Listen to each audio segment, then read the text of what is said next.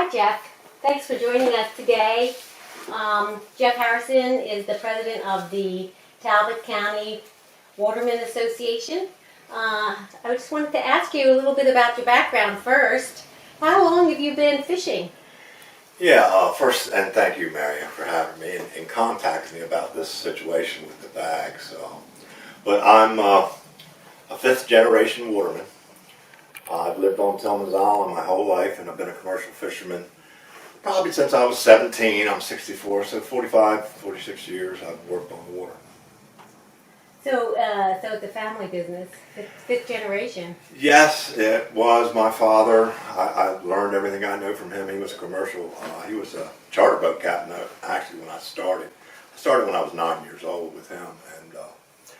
And it gave me a love of the water, and I don't know, I had some other choices when I got out of school, but I couldn't turn away from the water. So, and you're president of the Talbot County Watermen Association. How long have you been in that position? Yeah, I think it's 5 years now. We've only been formed about, I think we're 12 years ago we formed, and I've been the president for the last 5. Ah, I see. Now, Jeff, what's your favorite part of the job? I've spoken to lobstermen, and it's the flash of color as they raise their traps. Is there a moment like that for you? I do understand that, but it's the whole job. It's the freedom of it. Like I say, I'm my own boss. I really have no deadlines. Even though when you are the boss, you have to produce. It's all on your shoulders, but that's part of it too. I like that you have to actually go out and produce something.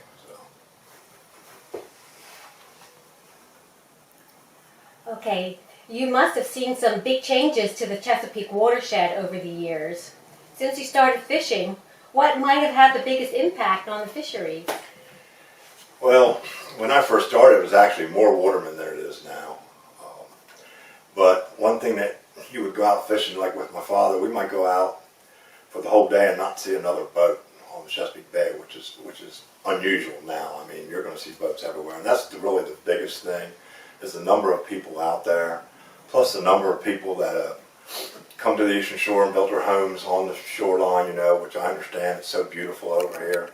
But that, I think, is really the biggest impact is from pollution, from use of the land, and it's trying to become under control now with some of the things that they're doing.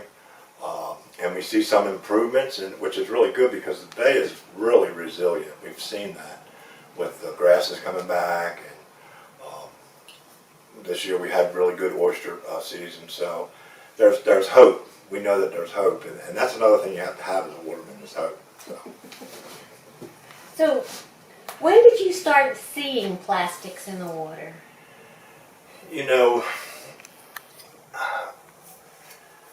I guess we first started recognizing it maybe as much as 20 years ago, and this was plastic ice bags mostly. People go fishing, they get a bag of ice. And I'm not saying they throw the bag overboard, but a lot of times it ends up overboard. And that was really the first plastic we've seen of any amount. But now it's these the single-use bags. It got to a point where, I see them every day.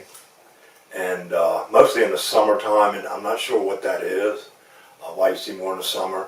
There's a lot more boat activity. What a lot of people don't realize is these bags, they do eventually get to the bottom, but they really stay in the water column for a while and kind of float. And so you get a lot of them on your props and stuff like that. So they've really become a real problem. And probably in the last 5 or 6 years, we've noticed a difference. So, when you say it gets onto your props, what does that mean? Yeah, on your propeller that you're used to. Mm-hmm. Because like I say, they'll hover underneath the water.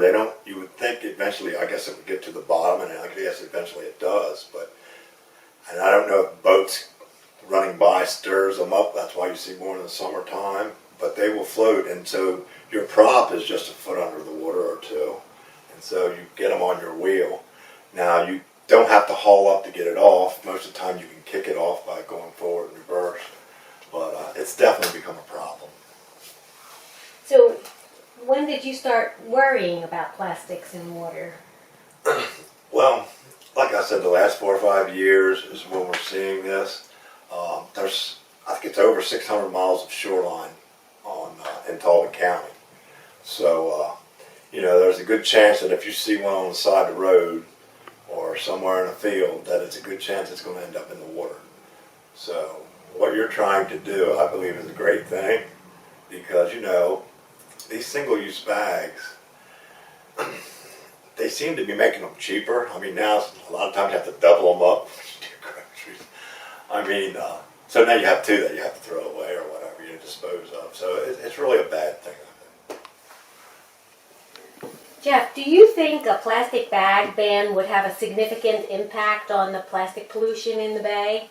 I definitely would. I mean, it's like I said, that these bags are, some people do reuse them apparently, to take their lunch or something, but it just gives more opportunity for them to get into the environment. So they're really, I mean, the stores used to have a place where you could return them. They don't even do that anymore. So, I worry that the problem's only going to get worse.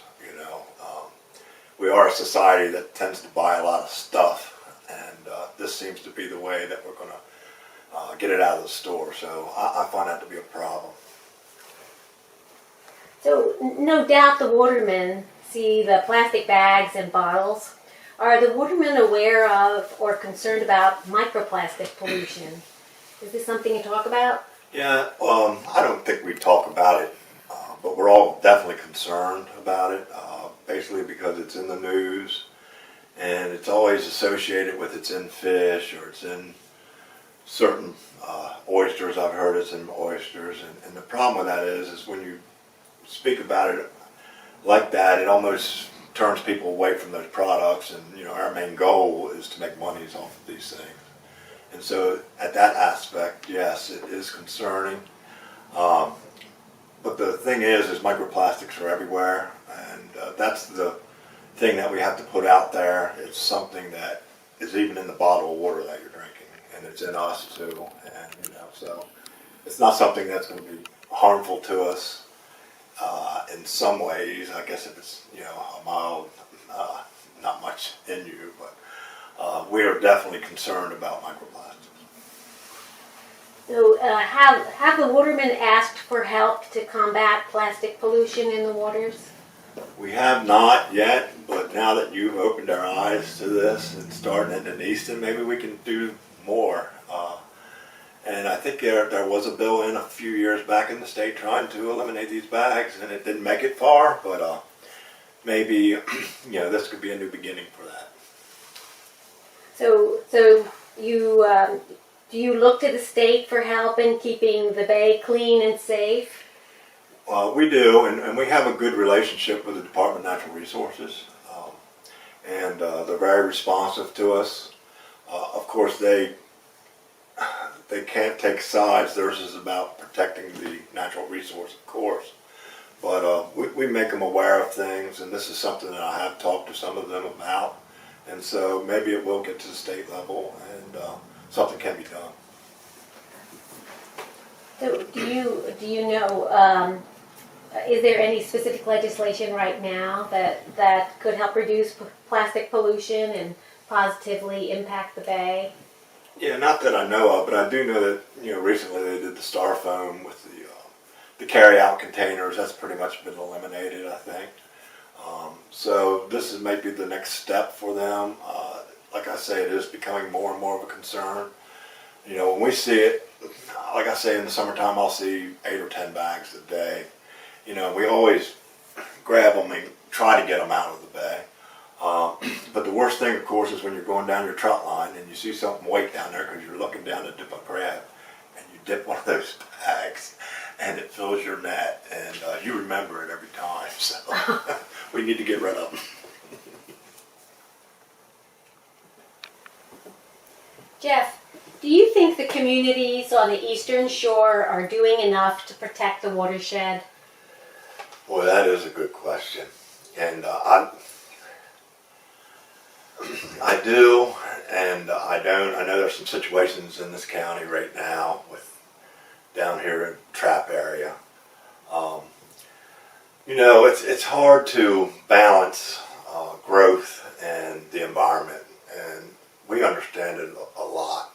Like I said, what I seen the biggest change is 60 years ago when I went up Harris Creek, I seen 3 or 4 houses. Now I see hundreds of homes. The watermen, we've tried to do our part. I mean, we didn't want to give up Harris Creek and Tread Avenue here in Talbot County, and then also the Little Chop Tank as sanctuaries. But that was part of the bay cleanup, and that was our part. We had to endure that. The farmers, they're doing everything they can. I think it's almost 90% of the Eastern Shore now is no-till and cover crop. So I think people are doing things to try to help. There's some other things I'm reading now about new types of fertilizer and stuff like that that could help. So yes, I think we're trying to do our part, but we have to understand that, you know, everything that we do on the land eventually ends up in the water, and that's important to remember. Even like with this plastic, it's just one thing, but if we can tackle them one at a time, then maybe, you know, we can help. So I guess we're doing as good a job as we can, and like I said, the bay's very resilient. We've seen it, a lot of improvement over the last 15 years. The only times when we see things go backwards is if we have heavy rains. In 2018, we probably had some of the biggest SAV, or submerged aquatic vegetation, grasses that we've seen probably since I was a kid. And 2018 we had heavy rains. Whatever's on the soil, whatever's out there on the land went into the water. And now those grasses have been decimated again. You know, like I say, it's resilient. They'll probably come back. But there are still some problems on the land, and when it rains heavy, it goes out into the water. So we need to do a little bit more. Oh, well, thank you, Jeff. It was my pleasure. I'm glad to see someone stepping up to this problem.